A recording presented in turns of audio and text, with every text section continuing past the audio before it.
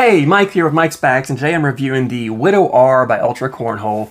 This is the bag that I was really excited to get my hands on. I did a review of the Viper R a while back, loved the bag. I wanted to get a hold of the Widow R to see the little differences in it and bring the review for you. So I picked these up secondhand and been throwing them for a while, and now I'm ready to bring the review to you. So let's go ahead and jump into, we'll start the design here as always.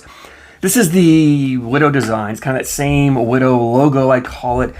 Ultra does a great job with their designs. They're very identifiable. They're simple, but you know what they are. They're almost iconic. You know, you see that, you know it's the Widow. You see the Viper, it's the Viper, the Psycho. You can identify the Ultra logos really well. So I think they've done a great job with it. This is no exception. They've got the big R up here, just doesn't it R, but the R stands for the carpet. I don't know why it stands for carpet, but R stands for carpet. Maybe it's the carpet. I don't know. R, I don't know. R stands for carpet. So you immediately, when you see the carpet side on these bags, you immediately know it's an R model. So you know it's the Widow R, the Viper R. They haven't come out with the Psycho or Butter R yet, but maybe those are down the road. I don't know. It is ACL Pro stamped for those that play in the ACL tournaments. All in all, it's a fine looking bag. I have no issues with it. I like the design of it. They also have this in a red colorway as well.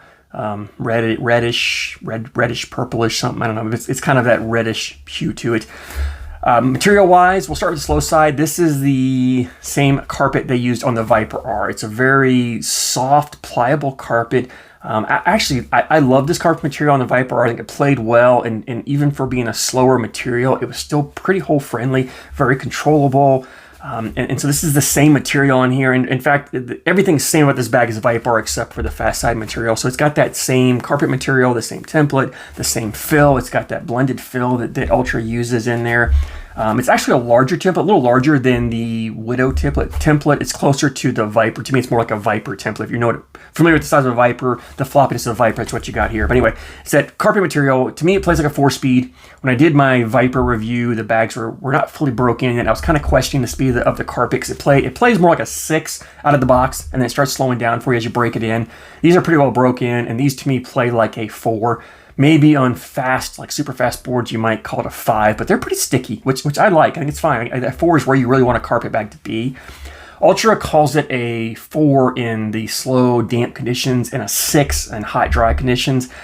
I don't think it's going to be a 6. To me, I'm calling it a 4. We're sticking with a 4 for that slow side speed. The fast side, this is where I was a little disappointed. So when I heard this was a Widow R, I was thinking it was the R carpet, which is what I got, and I was thinking it was going to be the Widow material. The beauty of the Widow is it uses the same material on both sides. They just put these speed control dots on here to slow the slow side down. But it's a wonderful material. It's one of my favorite materials. I love this material. I love how soft this material is. I love how well it plays. It's an awesome material. Technically, they used the same material, but they flipped it over and used and put the backside of the material on. And I don't know why they did that. I like the other side, the way it plays better than this side. So. And if you're going to call it a Widow, you should use the same material that the Widow uses. That just irritates me. Ultra does that. They do that in some of their Viper models. They use the wrong material. And this is not the only Widow they did it to. I've got another variation of the Widow that I will be reviewing shortly that they also flipped over and used the other side. I hate that they do that. But anyway, so this is the back side of the Widow material. It's a little slower than speed-wise. To me, it plays like a 6 to 6.5-ish. Ultra, again, says it's a 6-speed on slow damp and an 8 on hot dry. This doesn't play like an 8, anywhere near an 8 to me. I'm going to call this a 6. I mean, maybe fast 4-6 on most conditions. Super fast boards, maybe a 5-7 maybe, but to me, this is a 4-6 bag. Now, what I don't like about this is this side of the fabric is much more responsive to the dampness of humidity. And what I mean by responsive, I guess, is it slows down quicker. And so this carpet plays well in humidity. It really does. I wish they had flipped it over to use the other side because this has a touch faster and it actually slows down in humidity, but not quite as fast as this stuff to me. So if you get in humid conditions with this bag, this becomes your fast side, this becomes your slow side. But anyway, 4-6 bag. Again, the template, Viper template, fairly larger template. It's really floppy. If you don't like the floppiness of a Viper, you're not going to like this. Same floppiness they have in the Viper R. Again, the same blended fill. Playability. This is a bag that you're dirtying the board up. You're throwing blocks. You're causing a congestion on the board. Both sides are very controllable. I mean, you can throw blocks with this fast side. It's not fast. It's very controllable. It's a good material. Again, don't get me wrong. I'm trying to get on that ramp. It's a good material. I think they could have made it better. But anyway, I keep going to that. It bugs me. They don't use the Widow material on a Widow bag. I hate that. But anyway, it's a bag you're throwing blocks with. The larger template does awesome for blocking. It takes up a ton of real estate, so it really blocks that hole. Really makes your opponent have to do something crazy. They can't just get around it as easily. And even though it's a looser bag, it's really easy to collect. You've got these nice corners. Like, they didn't really round the corners off, and I'm glad they didn't, because with those corners, it doesn't take much to just clip that bag, and you can pull those bags in really easy. So they're great to collect, and because you've got a big collect bag with the big blocker bag, you can bring this bag further over onto your opponent's side, and you can come across and collect without having to throw a fancy cut or anything like that. You can just throw a shot right down the middle, run it straight down the middle, and hit both bags and pull them in really easily. So I loved being able to play that sticky, dirty style game with these bags thrown out there. It doesn't show as well when I'm just throwing by myself, but when I'm playing in game competition, it's really nice to be able to put that blocker out there, watch your opponent make mistakes, and then collect it in and clean the mess up. And these do great. I will say that with this fast side being on the slower side, and when I say slower side, I say a 6-speed is a very slow side for a fast side material. This bag, you do have to throw a little harder and going to collect. If you flip it over and throw your normal throw to collect, there's a good chance that it's just you might get a pusher in place if this is hanging up in the hole. But this is like a level 1.5, level 2 blocker, and you throw it fast side, but you don't throw any extra speed on it. It's going to hit, and you're going to have 2 bags there, and then you've got to come even harder with your 3rd bag. That being said, if you are a hard bag thrower, if you throw harder than normal, and you like the Viper R, but you can't control that fast side, then this is a great option, because both of these materials are fairly sticky that you can throw hard with them and still control them. Or if you play on fast board conditions, this is also a great option, because of the slower materials on here, these bags are still very controllable on fast boards.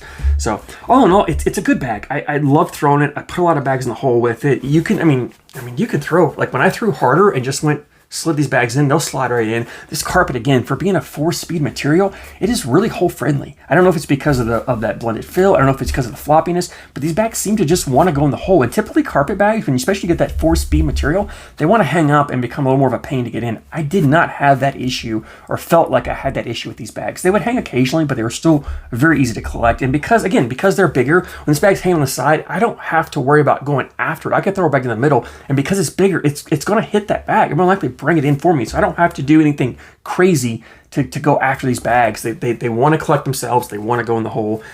You can throw cuts with these. I had no problem cutting these bags. I will say, because they're floppy, they didn't roll well for me. Flop or roll. I've seen players flop and roll these. Again, if you can do that really well, you can do it with any bag. But for the average player, it's not a great flop or roll bag. But it does cut. It does collect really well. It's a great airmail bag. I love floppy bags. If I'm throwing airmails a lot, I want a floppy bag or I want a small bag. The small bag, you've got a better odds of just hitting the hole cleanly. But the floppy bags are great for dragging bags when you're airmailing, for hitting the hole. They'll hit the hole. If you miss it, they'll hit the hole, but instead of flipping out, they grab around it and then fall back in, or they'll hit and kind of bounce around and come right back in. So all in all, it's a fun bag. I really love throwing it. I put a lot of bags in the hole. I enjoy it. It's a good bag. Personally, again, I'm going to get back on my rant touch. I wish they'd flipped some material. I wish they had used this Widow material on this bag, and I think this bag would be great, right? I think just that little difference would make this bag better. But all in all, it's a good bag. I recommend, if you can find a set of these, they're very hard to find right now, but if you can find a set at a retail price, get them. I think you're going to love them. Especially if you like the Viper R, or if you like the Viper R but you don't like that fast side. This is that slower version of the Viper R, right? Retail on these, I think they retail like $125 a set, I believe. But usually when Ultra does a release, they're like $85 a set. So the next time they do a release, if you can grab a set for $85 plus shipping, get them. You're gonna love them. They're well worth it. I would not recommend paying the crazy secondary price out there right now. The $250 a set or whatever that people are paying for these bags. It's not worth that. Just wait. Be patient. Ultra's gonna come out with more of these here before too long, and you can get yourself a set at a reasonable price. And when Ultra does do a release, it's not 25 or 50 sets. They're releasing hundreds of sets, so there's a lot to go around. So yeah, good bag. I like it. It could be better, but all in all, it's a good bag. I enjoy throwing it, and I do recommend you guys checking it out. So thank you so much for the support, and thanks for watching.